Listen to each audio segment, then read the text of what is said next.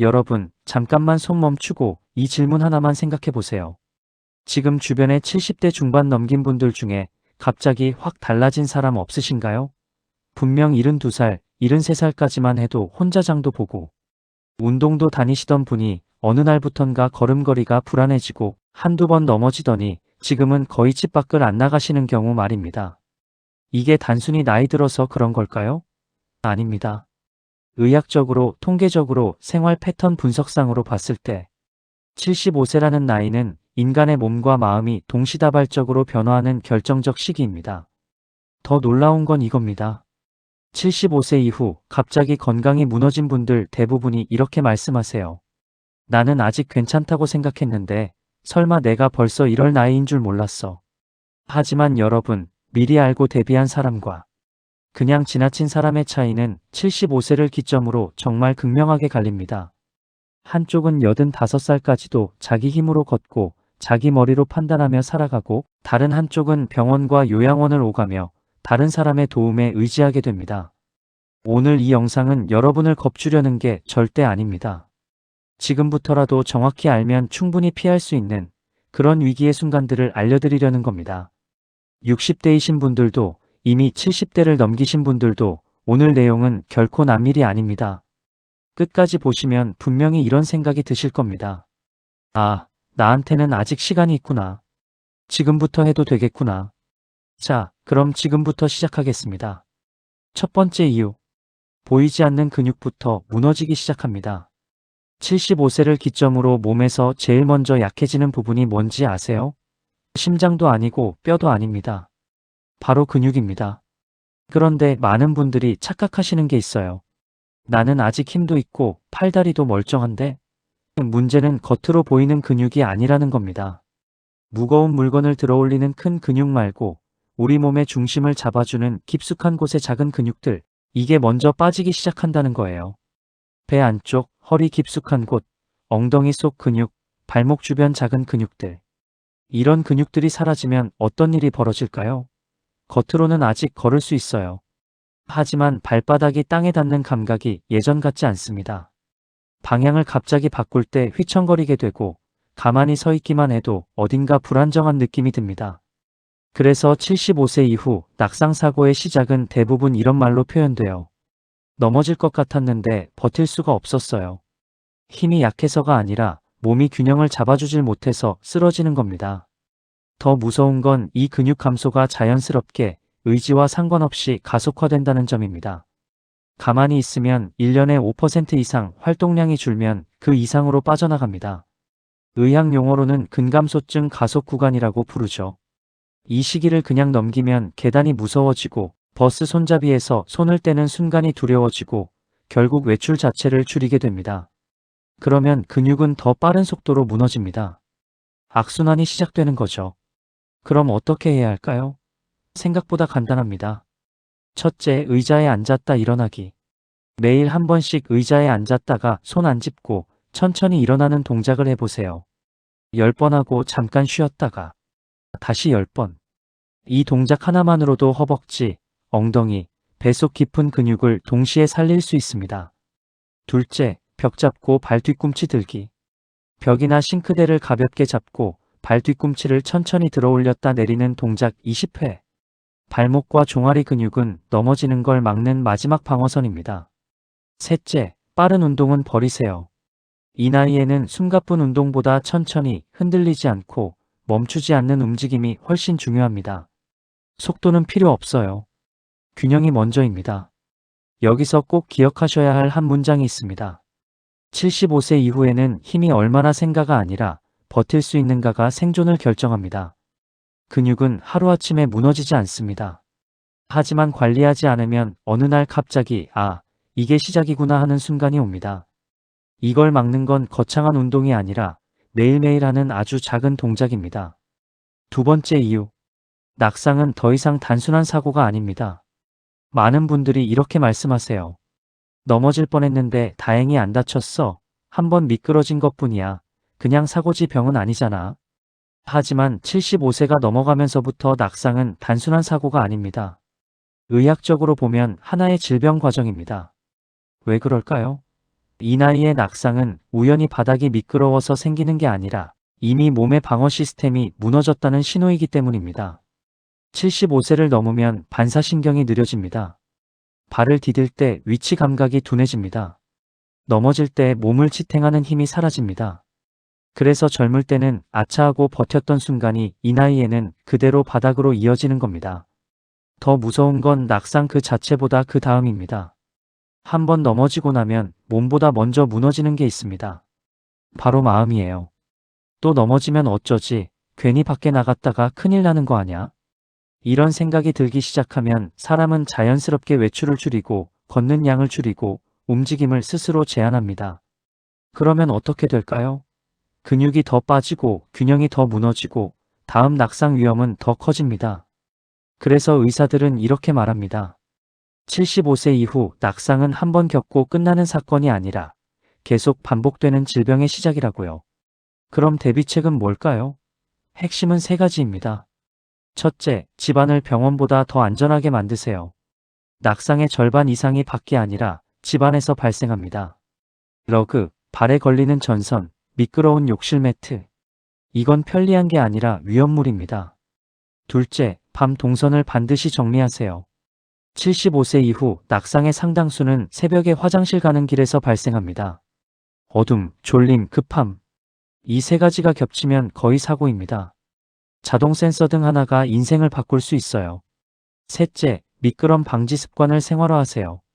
양말 하나, 슬리퍼 하나가 넘어짐을 막는 마지막 안전장치가 됩니다. 집이니까 괜찮겠지라는 생각이 가장 위험합니다. 기억하세요. 75세 이후 낙상은 조심성의 문제가 아니라 관리의 문제입니다. 넘어졌다는 사실보다 중요한 건 다음 낙상을 막을 준비가 되어 있느냐입니다. 이걸 준비한 사람과 그냥 넘긴 사람의 차이는 그 다음부터 확실하게 벌어집니다. 세 번째 이유. 혈관의 탄력이 급격하게 무너집니다. 75세를 넘어서면서 갑자기 쓰러지는 사람이 늘어나는 이유는 혈관에 있습니다. 많은 분들이 혈관 건강을 막히느냐 안 막히느냐로만 생각하세요. 하지만 75세 이후의 문제는 막힘보다 탄력입니다. 혈관은 원래 늘어났다 줄어드는 고무줄 같은 조직이에요. 이 탄력이 있어야 혈압 변화, 자세 변화, 체온 변화에 몸이 즉각 대응합니다. 그런데 75세 전후가 되면 이 고무줄 기능이 급격히 사라집니다. 혈관이 딱딱해지고 확장과 수축 반응이 느려지는 거죠. 그래서 이 시기에 유독 사고가 많이 나는 순간들이 있습니다. 뜨거운 물에 갑자기 들어갈 때, 오래 앉았다가 벌떡 일어날 때, 새벽에 잠에서 깨자마자 움직일 때, 이때 몸에서는 혈압이 급변하지만 혈관이 따라오지 못합니다. 그 결과가 어지러움, 실신, 갑작스러운 쓰러짐입니다. 특히 욕실은 75세 이후 가장 위험한 공간입니다. 따뜻함, 습기, 혈관 확장. 이 세 가지가 겹치면 몸은 순식간에 대응력을 잃습니다. 많은 분들이 이렇게 말씀하세요.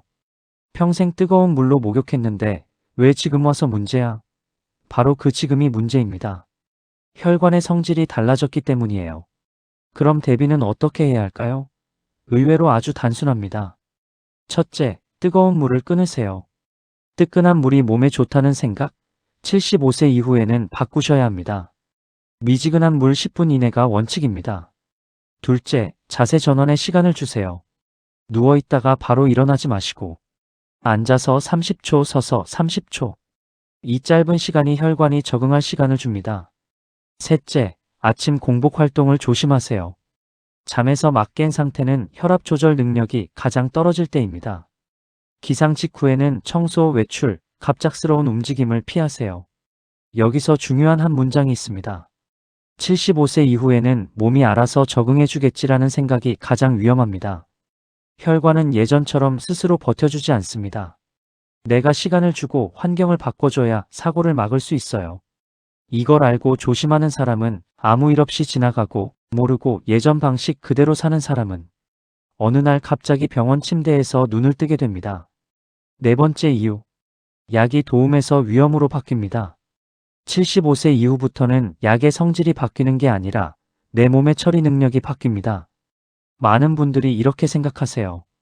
이 약은 10년 넘게 먹어왔어. 지금까지 문제 없었는데 왜 갑자기? 바로 그 점이 가장 위험합니다. 문제가 없던 약이 이 나이부터 문제를 만들기 시작하거든요. 왜 그럴까요? 75세 이후에는 간의 해독 속도가 느려지고 신장의 배출 능력이 떨어지고 뇌가 약에 더 민감해집니다. 이 말은 무슨 뜻이냐면 같은 용량의 약을 먹어도 몸 안에 더 오래 남고 더 강하게 작용한다는 뜻입니다. 그래서 이 시기에 흔히 나타나는 증상이 있어요. 이유 없는 어지러움, 멍한 느낌, 집중력 저하, 잠이 너무 쏟아짐, 갑자기 휘청하는 순간. 이걸 많은 분들이 나이 들어서 그렇지 하고 넘깁니다. 하지만 실제로는 약 부작용이 낙상과 사고의 직접 원인인 경우가 아주 많습니다. 특히 조심해야 할 약들이 있습니다. 수면제, 신경안정제, 어지럼증 약, 혈압약을 여러 개 함께 먹는 경우. 이 약들은 균형 감각과 반응 속도를 눈에 띄게 떨어뜨립니다. 더 큰 문제는 약이 많아질수록 어떤 약이 문제인지 본인도 가족도 모르게 된다는 점입니다. 그래서 75세 이후에는 약을 이렇게 관리하셔야 합니다. 첫째, 약수부터 점검하세요. 매일 먹는 약이 5개 이상이면 그 자체로 위험 신호입니다. 이건 꼭 필요한 약인가? 용량을 줄일 수는 없는가? 반드시 한 번은 정리해야 합니다. 둘째, 증상이 바뀌면 약부터 의심하세요. 어지럽다, 멍하다, 자주 비틀거린다. 이걸 나이 탓으로 돌리지 마시고 최근 복용 중인 약부터 점검하세요. 약은 병을 고치기도 하지만 사고를 부르기도 합니다. 셋째, 영양제는 약보다 먼저 줄이세요. 75세 이후에는 영양제가 보조가 아니라 약과 충돌하는 변수가 됩니다. 여러 개를 한꺼번에 먹는 건 절대 도움이 되지 않아요.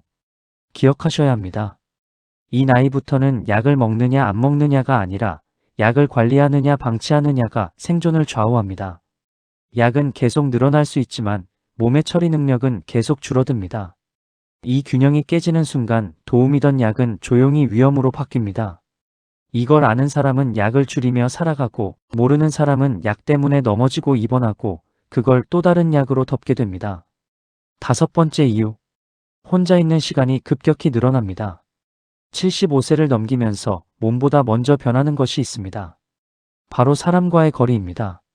자식은 바쁘고 친구는 하나둘 줄고 밖에 나가는 일은 귀찮아집니다. 그러다 보면 어느새 하루 종일 사람 얼굴을 한 번도 안 보고 하루가 끝나는 날이 생깁니다. 많은 분들이 이렇게 말씀하세요. 혼자 있는 게 편해서 그렇지 외롭지는 않아. 하지만 문제는 외로움이 아닙니다. 자극의 부족입니다. 사람을 만나고 대화를 하고 표정을 읽고 반응을 주고받는 이 과정이 사실은 뇌를 살리는 자극입니다.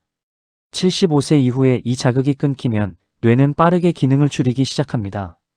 기억력, 판단력, 집중력. 이 세 가지가 동시에 둔해집니다. 그래서 이 시기에 이런 변화가 나타나요.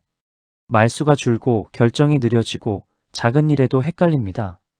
이걸 많은 분들이 이제 나이 들었으니까 하고 넘깁니다. 하지만 실제로는 사람이 사라진 결과인 경우가 아주 많습니다.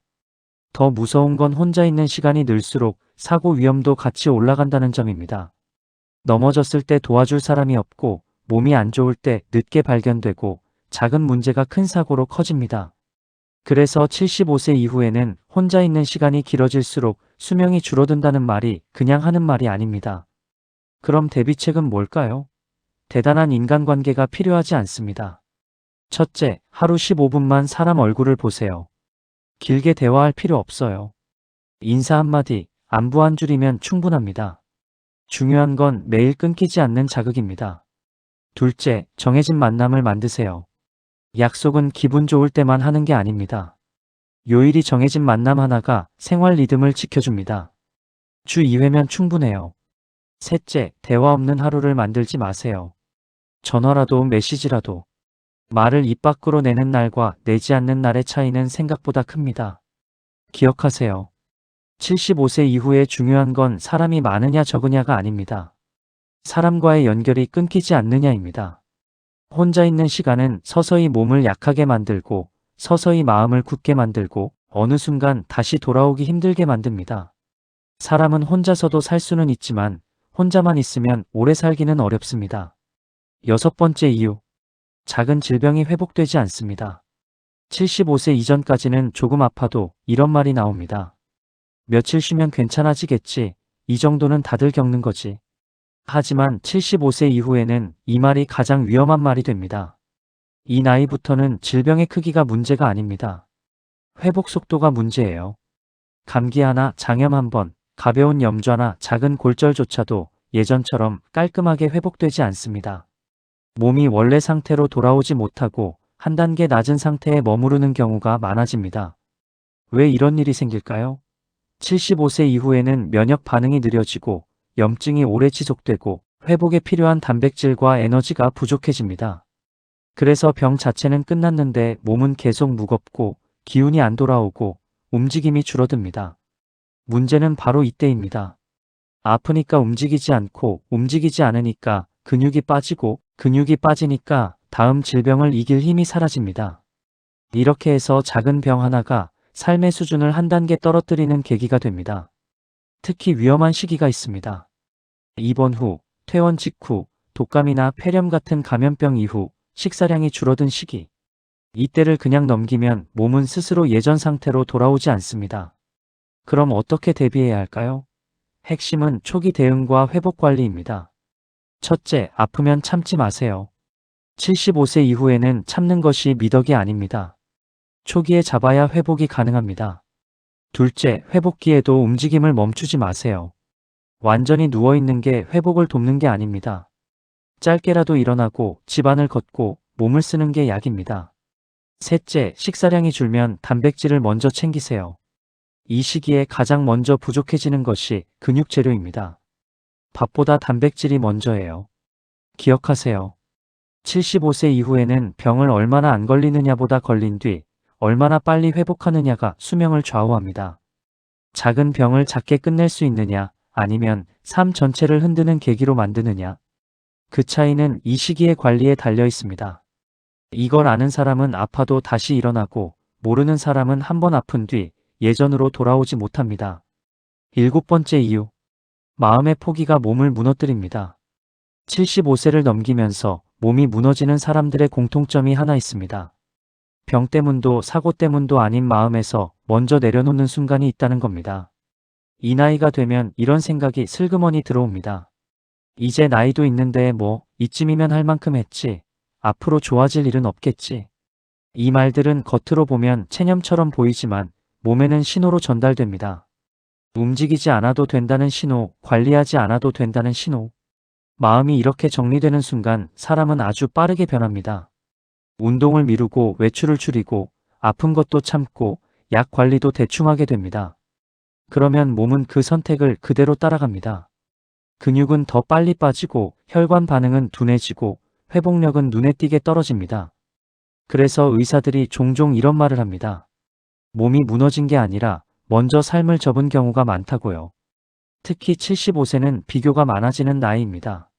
아픈 친구, 먼저 간 사람, 요양원에 들어간 지인. 이 비교가 자기도 모르게 기대치를 낮춰버립니다. 문제는 기대치를 낮추는 순간 행동 기준도 같이 낮아진다는 점입니다. 그럼 이 마음의 포기를 어떻게 막을 수 있을까요? 방법은 의외로 단순합니다. 첫째, 목표를 아주 작게 쪼개세요. 이 나이에는 1년 목표도 큽니다. 이번 달, 이번 주 단위로 지킬 수 있는 것 하나만 정하세요. 둘째, 비교 대상을 바꾸세요. 다른 사람과 비교하지 말고 어제의 나와만 비교하세요. 오늘 한 발 더 움직였으면 그걸로 충분합니다. 셋째, 아직 되는 것을 매일 확인하세요. 아직 걸을 수 있다. 아직 씹을 수 있다. 아직 혼자 씻을 수 있다. 이 확인이 몸을 움직이게 만드는 연료입니다. 기억하세요. 75세 이후의 삶을 무너뜨리는 건 큰 병이 아니라 이제 그만해도 된다는 생각입니다. 몸은 마음이 허락한 만큼만 버텨줍니다. 아직 끝내지 않았다는 신호를 주면 몸은 그 신호에 맞춰 끝까지 버팁니다. 75세는 끝이 아닙니다. 포기하느냐, 계속 관리하느냐의 갈림길입니다. 이제 75세 생존 체크리스트 5가지를 말씀드리겠습니다. 지금부터 말씀드리는 5가지는 의학 이론이 아니라 현장에서 확인된 생존 기준입니다. 하나라도 해당되지 않으면 지금부터 즉시 보완해야 할 신호로 보셔야 합니다. 복잡하지 않습니다. 하지만 이 5가지가 75세 이후 삶의 방향을 결정합니다. 첫째, 의자에서 혼자 10번 일어설 수 있는가? 손을 짚지 않고 중간에 멈추지 않고 의자에서 일어났다 앉기를 10번. 이게 가능하면 하체 근력과 균형 능력은 아직 유지되고 있다는 뜻입니다. 이게 안 되면 낙상 위험은 이미 올라간 상태입니다. 둘째, 욕실의 미끄럼 방지가 완비되어 있는가? 손잡이, 미끄럼 방지 매트, 물기 많은 바닥 정리. 욕실은 집안에서 가장 많은 사고가 나는 공간입니다. 여기가 정리되어 있지 않다면 아직 준비되지 않은 상태입니다. 셋째, 복용 중인 약을 본인이 설명할 수 있는가? 무슨 약을 왜 먹는지, 하루에 몇 번 먹는지 대략이라도 말할 수 있어야 합니다. 본인도 모르는 약을 먹고 있다면 그 자체가 위험입니다. 넷째, 일주일에 최소 2번 이상 사람을 만나는가? 길지 않아도 됩니다. 얼굴을 보고 대화하는 만남이 주 2회 이상 있는지. 이게 무너지면 몸보다 먼저 뇌가 약해집니다. 다섯째, 하루 15분 이상 몸을 움직이는가? 빠를 필요 없습니다. 숨찰 필요도 없습니다. 중요한 건 매일 끊기지 않는 움직임입니다. 15분이 근육과 혈관을 살리는 최소 시간입니다. 이 5가지 중 전부 해당되면 아직 충분히 관리되고 있는 상태입니다. 하나라도 빠지면 그 부분이 가장 먼저 무너질 가능성입니다. 75세 이후의 삶은 운이나 체질이 아니라 이 5가지를 지키느냐 놓치느냐로 갈립니다. 지금 체크해보세요. 그리고 오늘 안에 하나라도 바로 고치세요. 75세는 끝이 아니라 갈림길입니다. 오늘 이야기한 75세는 겁주기 위한 숫자가 아닙니다. 끝을 말하는 나이도 아닙니다. 75세는 그동안의 삶이 정산되는 시점이 아니라 앞으로의 삶이 갈라지는 지점입니다. 같은 75세라도 한쪽은 아직 자기 발로 걷고 자기 판단으로 선택하고 자기 삶을 살고 있습니다. 다른 한쪽은 조심해야 한다는 말 속에 갇혀 움직임을 줄이고 사람을 멀리하고 삶의 폭을 스스로 좁힙니다. 그 차이를 만든 건 타고난 체질도 젊을 때의 직업도 아닙니다. 알고 준비했느냐 모르고 넘겼느냐? 그 차이입니다. 오늘 말씀드린 근육, 낙상, 혈관, 약, 사람, 회복력, 마음. 이 7가지는 하나라도 놓치면 연쇄적으로 무너집니다. 하지만 반대로 하나만 제대로 관리해도 다른 것들이 같이 버텨줍니다. 75세는 이제 그만해도 된다는 나이가 아니라 이제는 방식이 달라져야 한다는 나이입니다. 오늘 영상이 여러분께 불안을 주기보다 선택권을 드리는 영상이 되었기를 바랍니다. 아직 할 수 있는 게 많습니다. 아직 지킬 수 있는 것도 많습니다. 그리고 지금 시작해도 결코 늦지 않았습니다. 75세는 끝이 아닙니다. 어떻게 살 것인지가 갈라지는 갈림길입니다. 오늘 들은 내용 중 딱 하나만이라도 오늘부터 실천해 보십시오. 그 하나가 앞으로의 10년을 바꿉니다. 오늘은 여기서 마치겠습니다. 끝까지 영상을 시청해 주셔서 감사합니다.